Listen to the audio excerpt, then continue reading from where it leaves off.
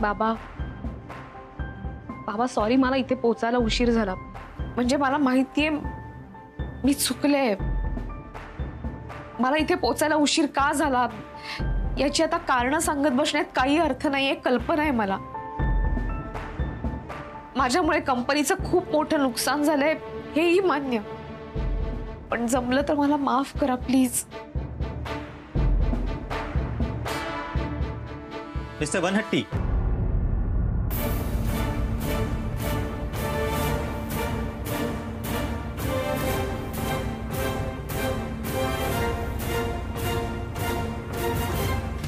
Verma sir, तुम्ही परत आला?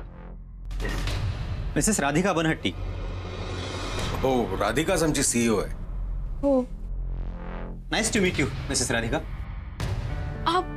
सॉरी, म्हणजे तुम्ही सॉरी सर, म्हणजे मला माहिती आहे की तुम्ही वेळेच्या बाबतीत किती पक्के आहात ते. पण काय झालं की मी इथे येताना मला इट्स ओके. तुम्हाला उशीर का झाला हे कळलंय मला. तुम्ही वेळेत आला होतात, पण ऑफिस बाहेर एका बाईला चक्कर आली. तुम्ही तिला मदत करायला धावलात, तिच्यासाठी ॲम्ब्युलन्सची सोय केली, तिची काळजीपूर्वक हॉस्पिटलला रवानगी केलीत आणि मग तुम्ही इथे आलात, बरोबर ना? हो, पण हे सगळं तुम्हाला कसं कळलं? जिथे हा सगळा प्रकार घडला तिथे माझा ड्रायव्हर होता. तिथल्या लोकांकडून तुमचं नाव कळलं आणि मग तुमच्या सिक्युरिटी गार्डकडून कळलं की तुम्ही या कंपनीच्या सीईओ आहात. मला खरंच खूप कौतुक वाटलं तुमचं. जेव्हा आपण एका महत्त्वाच्या कामापेक्षा माणसाच्या जीवाला जास्त महत्त्व देतो तेव्हा आपण खऱ्या अर्थाने मोठे होत असतो. मला आनंद वाटतोय की मी आज एका सीईओ सोबत नाही तर एका मोठ्या मनाच्या व्यक्तीसोबत डील फायनल करायला जातो.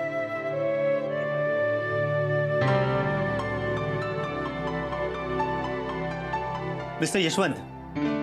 मिस्टर वर्मा, तुम्ही पुढची प्रोसेस करा. आपण ही डील साईन करतोय.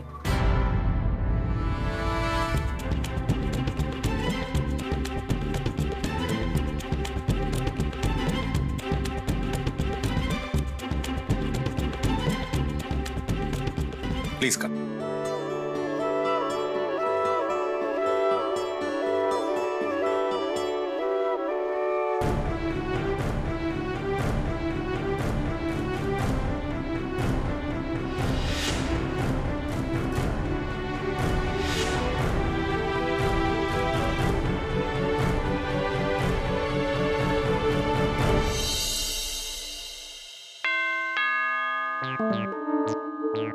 कोण आले? हो, आले आले. कोण आले आता?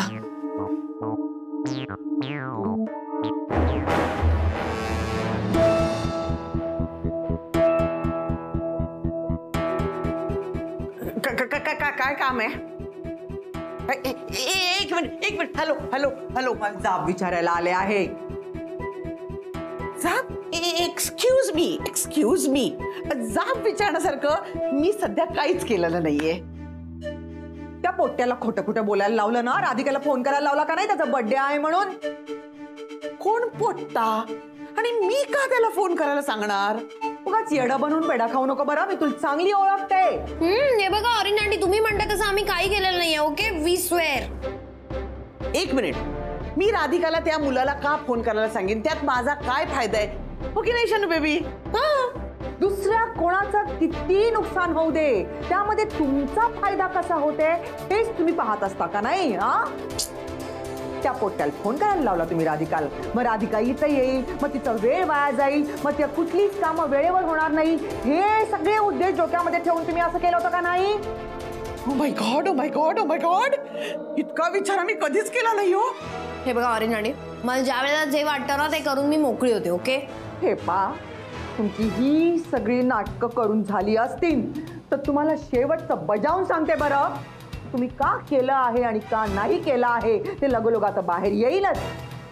यापुढे तुम्ही जर का राधिकाला त्रास द्यायचा प्रयत्न जरी केलात, डोक्यामध्ये विचार जरी आणलात का नाही, तर बजावून सांगते तुम्हाला ना मी सोडणार नाही.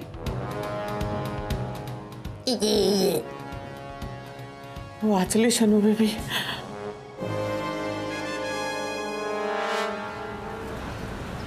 पण काही म्हण, प्लान एक नंबर होता, एकदम मस्त. एकदम मस्त नाही, एकदम सक्सेसफुल. आता काही झालं तरी राधिका काही तिकडे पोहोचू शकत नाही वेळेत. आणि मग ते मिस्टर बनहट्टी राधिका वेळेत आली नाही म्हणून करतील तिची हकालपट्टी. कारण तुला तर माहितीच आहे, बनहट्टी सर कधी प्रोफेशन मध्ये रिलेशनशिपला येऊ देत नाही आणि रिलेशनशिप मध्ये प्रोफेशन. करेक्ट.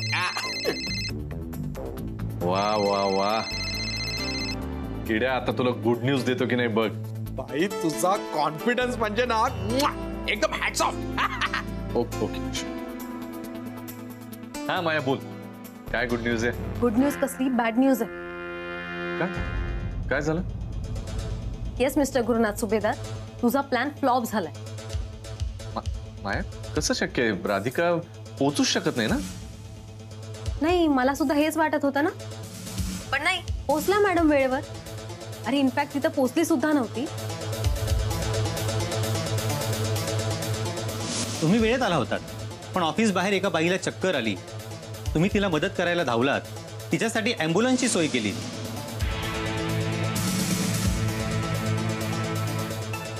मला आनंद वाटतोय की मी आज एका CEO सोबत नाही, तर एका मोठ्या मनाच्या व्यक्तीसोबत डील फायनल करायला जातोय. सो मिस्टर गुरुनाथ, तुझा प्लॅन अशा प्रकारे फसलेला आहे. ओके, सो यापुढे असले होपलेस प्लॅन्स मला सांगत जाऊ नकोस. Maya just listen to me. मला काही ऐकायचं नाहीये तुझं. नंतर बोलूया. Okay, bye. बाई काय झालं? तुला प्लॅन फ्लॉप झालाय. हो ना यार, ही राधिका पोहोचली तिथे. तू जेव्हा ओव्हर कॉन्फिडेंटली बोलत होता ना, तेव्हाच वाटला फसणार म्हणून. किड्या, आता काही सेकंदांपूर्वी मी किती कॉन्फिडंट आहे याचं गुणगान गात होतस ना. तो माझा ओव्हर कॉन्फिडन्स होता.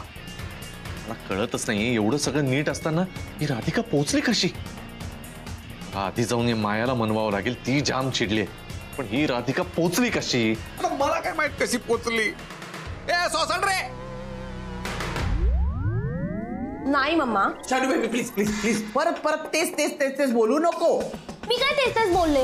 हे बघ, आय एम 100% शुअर हे सगळं गॅरीने केलंय आणि त्यांनी केलंय म्हणलं आपण का सहन करायचं. आणि मी त्याला फोनवर बोलतानाही ऐकलंय. सो तू प्लीज माझ्यावर डाऊट घेऊ नका. जाऊ दे ना, लीव्ह इट ना. तुझ्या डोक्याला नको त्रास देऊ आणि माझ्याही डोक्याला त्रास नको देऊ. जाऊ दे. जाऊ दे, सारखं म्हण तू, जाऊ दे जाऊ दे जाऊ दे. दुसरं काही म्हणू नको. हे बघ, माझ्या डोक्यात ना खूप महत्वाची गोष्ट चालली आहे आता. Very important thing. अशी काय महत्वाची गोष्ट चालली आहे तुझ्या डोक्यात? Important thing. शालू बेबी, आपल्या घरात ना एक प्रकारची खडबड खुडबुड खडबड खुडबुड चालली आहे. यु नो, काल मी टमॅटोचा बाउल ठेवला होता किचन मध्ये. त्यातल्या एक टोमॅटो कोणीतरी कुरतडला. ई मम्मा, अरे गुड न्यूज आहे ही तर. अगं आपल्या किचनच्या विंडोवरनं बर्ड जात येत असतील बिचारे हीट मध्ये. काय बर्ड कधी कुरतडत नाहीत ग. उंदीर कुरतडतो. रॅट. खाली उतर खाली उतर आधी खाली उतर. अगं खाली उतर, इथे नाहीये तो आता. इडियट, घाबरवते मला. पण शनू बेबी त्याने माझी झोप उडवली आहे ग. यार मम्मा, तू नाटक करतेस, मला माहितीये. बघ, इथे गॅरीमुळे माझी झोप उडाली आणि तू उंदराचं काय रिझन देतेस? Gary Gary Gary Gary Gary, इथे तुझी बडबड आणि घरभर उंदराची खडबड. काय करू ते कळत नाहीये. क्या कॉंग्रॅच्युलेशन वन्स अगेन. बाबा बास आता, किती कौतुक कराल. बघा, अशी ऑफिस मध्ये केलं, आता इथे पुन्हा तेच. तू कमावलेस आहे. तुझं करावं तेवढं कौतुक कमीच आहे. खरंय डॅड. बघ ना, मागच्या वेळेला महाजनी काकांच्या मुलाच्या बाबतीत पण असंच घडलं होतं. अरे हो की. आपल्याला वाटलेल्या राधाच्या चांगुलपणामुळे डील कॅन्सल होईल, पण घडलं उलटच. खरं विचारशील तर आता सुद्धा मला असंच वाटलं होतं. हे सगळं काय चाललंय मला जरा कळेल का? सगळे एवढं कौतुक का करतायत जरा मलाही समजू दे.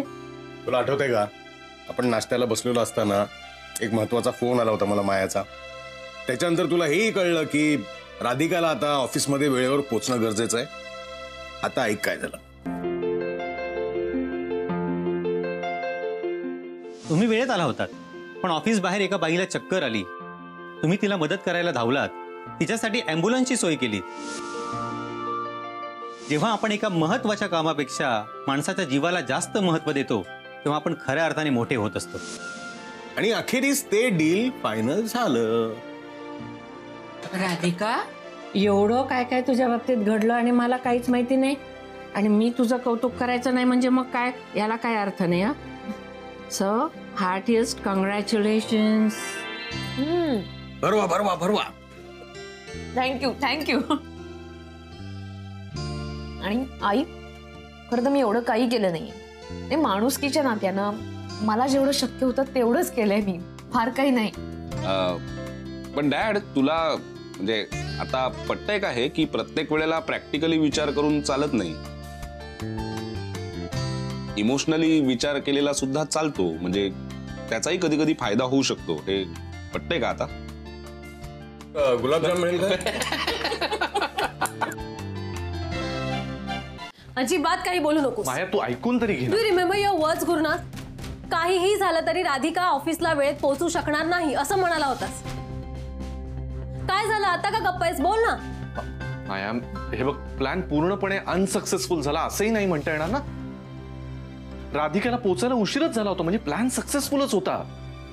इनफॅक्ट तू पाहिलंस ना, तो क्लायंट सुद्धा बाहेर पडला होता. पण आता तो येईल परत असं कोणाला वाटलं होतं? आपण विचार तरी केला होता का? एक मिनिट, आपण नाही, तू विचार करायला हवा होतास.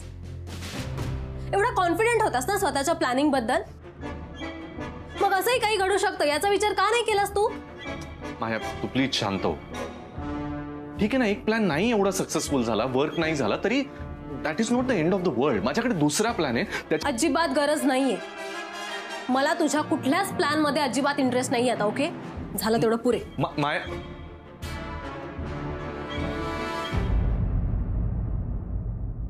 हे काय सांगतो, मी म्हंटल ना मी करते म्हणून. अगं ठीक आहे ना राधा, अगं करू दे ना, एवढं काय. मी करते. आता मी जेव्हा तुझ्याकडे बघतो ना तेव्हा तू नेहमी कामातच असतेस. अगं सकाळपासून रात्रीपर्यंत फक्त कामच करत असतेस तू. आता तुझ्या ऑफिसच्या कामात मी तुला काही मदत करू शकत नाही. जेवढं जमते तेवढं तर करू दे ना मला. राहू दे, तू ना सांगून ऐकणार नाही. हो, जसं काय तू माझं सगळंच ऐकतेस. हे पण मला ना असं चुकलं अथर्व कुठे आहे? तेच म्हटलं, असं चुकल्यासारखं काय वाटतंय? तो असता तर एव्हा गोंधळ घातला असता. नाही आहे कुठे तो? गुलमोहर मध्येच आहे, तिथेच थांबलाय. मग सांगायचं ना, येताना घेऊन आलो असतो त्याला आपण. मी आईंना सांगितलंय तो राहणार आहे आज तिथेच. अच्छा, म्हणजे त्यालाच राहायचंय का? हो. हा, मग ठीक आहे.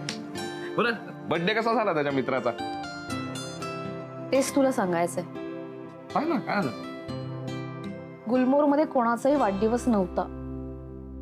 म्हणजे आम्ही तिथे पोचलो, सोहमला भेटलो, एक तर त्यांनी फोन केला नव्हता आणि त्याचा वाढदिवसही नव्हता.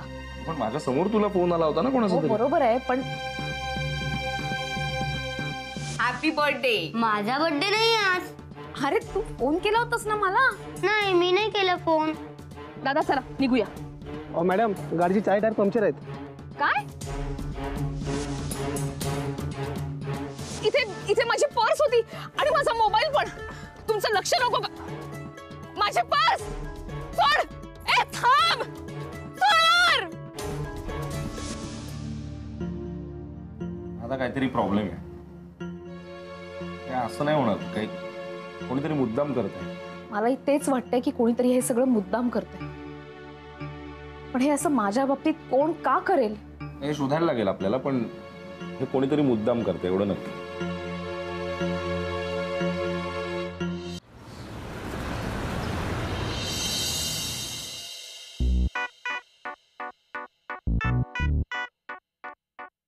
शनू बेबी, दरवाजा बंद कर ना. का आता ती ऑरेंज आंटी येऊन गेली, आता ती तिच्या मागोमाग नानी आली तर माझा दुसरा गाल पण राहणार नाही. मम्मा, मी गॅरीची वाट बघते, कळलं ना. आणि तो आल्या मी त्याला विचारणार की हे सगळं काय प्रकरण आहे, व्हॉट इज दिस. गॅरी, हे सगळं काय चाललंय? प्लीज आल्याला कटकट करू नकोस. हे बघ गॅरी, तू बनू नकोस ना. तुझा काहीतरी प्लॅन आहे, मला गपचूप सांग. तू कसला प्लॅन? आल्या कटकट नको सांगितलं नाही तर काय तुझं? बघा नाही, तुझा राधिकाच्या अगेन्स्ट काहीतरी प्लॅन चालू आहे हे मला कळलं.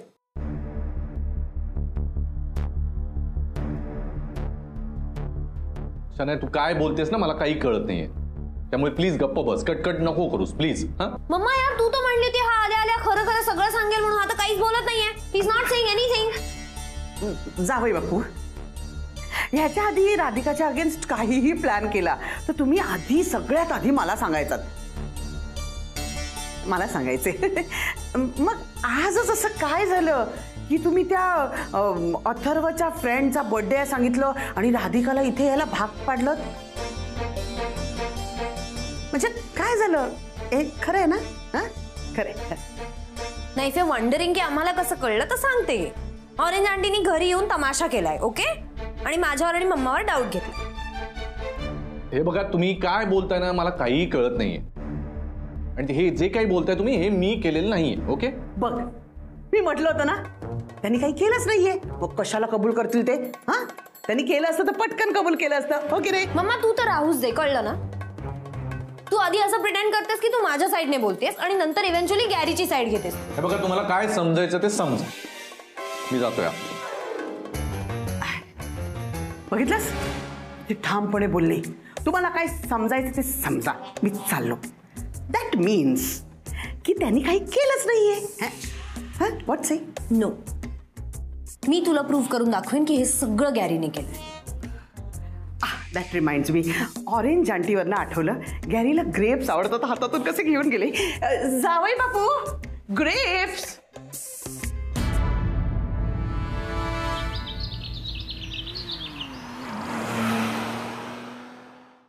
आज नाश्त्याला अथर्व नव्हता तर किती चुकल्यासारखं वाटलं ना. त्याला संध्याकाळी येताना घेऊन ये गो. हो काय? कधी जाणार आहेस तू? घ्यायला वेळ आहे का तुला? राधा अगं उलट आपल्या कालच्या मीटिंगमुळे तुझी कामं सगळी पेंडिंग राहिली, तू ती कर, मी अथर्वला घेऊन येईन, नको टेन्शन घेऊ. ओके? तुम्ही एकमेकांना किती सांभाळून घेता रे. असं तुम्ही सपोर्टिव्ह आहात ना, छान वाटतं बघायला. त्यामुळे ह्याचं क्रेडिट सुद्धा सगळं राधालाच जाता. आधी तिने मला सगळं समजून घेतलं, आता मी तिला हळूहळू समजून घेतो, एवढंच. अरे तुला निदान थोडीफार कळाली असेल ती. माझ्यासाठी ही मुलगी समजण्याच्या पलीकडची आहे. म्हणजे बघ ना, एक व्यक्ती काय काय करू शकते हे बघून मी चाट पडलो. ही बाई स्वतः एका कंपनीची मालकीण आहे, एका दुसऱ्या कंपनीची सीईओ आहे. ते सुभेदार अजूनही हिला आपली मुलगी मानतात आणि ही त्यांचं सगळं हवं नको ते करते. त्याच्यानंतर ही अथर्वची आई म्हणून पण आपली जबाबदारी पूर्ण पार पाडते. आणि जणू काही एवढं सगळं कमी होतं म्हणून इथे आपल्या घरामध्ये सून म्हणून हे आपले खाण्यापिण्याचे सगळे लाड पुरवते. बाबा तुम्हाला आवडतं ना म्हणून केलंय मी. आय नो ग, पण तू हे सगळं कधी करतेस? तुला हा वेळ कसा मिळतो? हे खरंच माझ्या कळण्याच्या पलीकडचं आहे. बाबा त्यात इतकं काही नाहीये. आम्ही बायका करतोच इतकं सगळं. बायका मल्टीटास्किंग करतात म्हणून तर त्यांना अष्टभुजा देवीची उपमा दिली आहे ना. अगदी बरोबर बोललीस. खास करून हाऊसवाईफ बद्दल नेहमीच म्हटलं जातं त्यांना काय काम असतं. पण अहो, एका हाताने स्वयंपाक करतात तेव्हा दुसऱ्या हाताने घर सफाई करतात.